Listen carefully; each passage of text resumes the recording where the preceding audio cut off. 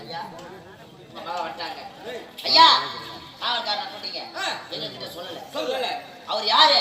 இந்நாட்டு போர் படை தளபதி உங்க மச்சான். அவர்கிட்ட சொல்லல. உங்க மனைவி வந்தாங்க ஆரம்பியம்மா, அவங்க கிட்ட சொல்றேன்னு சொன்னீங்க. சொல்லல.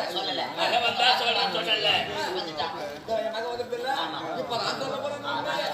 வார்த்தை சொல்ல போறேன். ஐயோ அது சொல்லுங்க. வார்த்தையில நம்பிக்கிறேன். ஆனந்தி என்றுமே இல்லாது உன்னை இனி தினம் என்ன காரணம்? ஒரு ஆனந்தமான செய்தி சொல்ல என்ன தெரியுமா? உங்களோட பிறந்ததை ஒரே ஒரு ஆண்டு ஒருவர் சொன்ன ஆனந்தன் அவன் அயல்நாடு சென்றவா படிப்பதற்கு அவன் படித்து முடித்து விட்டார். இன்று நம் நாட்டுக்கு வர்றமா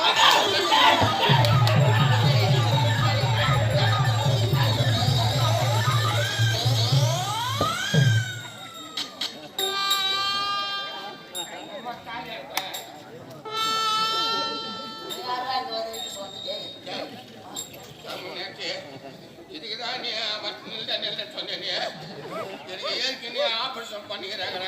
மூஞ்சி வச்சு பச்சம் வர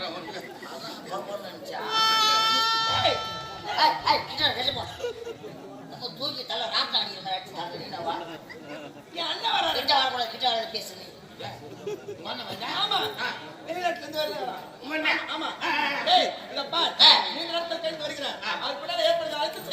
சாப்பாடு வகை பரிமாற வகை அனைத்து நாளே செய்யப்படுறேன். வேலையாட்டு அனைவரும் லீவ் விடுங்க.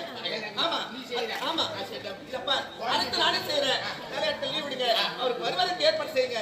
நல்ல ஏற்பாடோடு இருக்க வேண்டும்.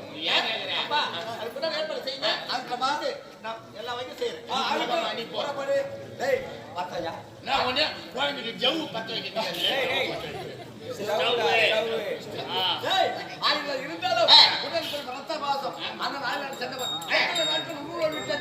சென்ற இடத்தில் உணவை எப்படி அறிந்தனோ அறிந்தவில்லையோ மகள் கரத்தினால் சமைத்து விதவிதமாக அண்ணன் தருவத பாசம் அவர்களே என்னுடைய மகள் வெளிநாடு சென்றவர் இன்றுதான் தாயை வருகின்ற நேரம் நாடு எப்படி இருக்க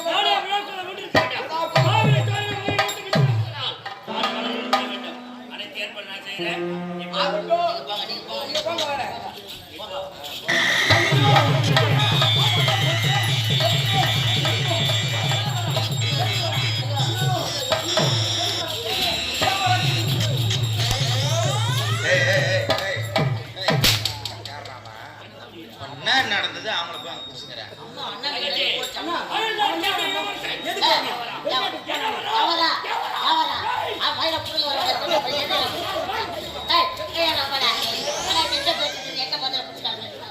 என்ன வரா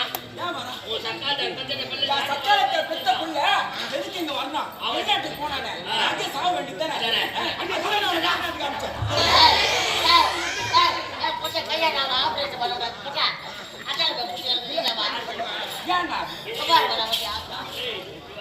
கனமா இருக்கு. வெளிநாட்டுக்கு போனாலே வெளிநாட்டு படிக்கிறது தானே போனாங்க. அங்கே என்ன ஒரு வெள்ளக்கார பொண்ணு கல்யாணம் பண்ணி அங்கே போக வேண்டியதானே, அங்கே போய் வளைய வேண்டியதானே. எனக்கு தெரியும் இந்த நாட்டை நல்லா கேளுங்க. அவன் மட்டும் இந்த நாட்டுக்கு வரவே கூடாது. அவன் நாட்டுக்கு வந்தாலும் வச்சுக்க நம்ம யாருமே சந்தோஷமா இருக்க முடியாது. நமக்கு தான். அதனால நான் என்ன சொல்றேன்னா, நான் எப்படி சொல்றேன்னா நீ அதே மாதிரி செய்யணும். எப்படி அண்ணா? அவன் வர வழியிலேயே அவனை நீ போய் போட்டு தள்ளிடுற. சாபாஸ் சாபாஸ்.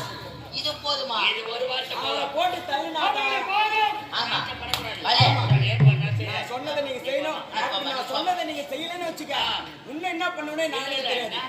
அவனை நான் கரெக்ட் வச்சுக்கிறேன்.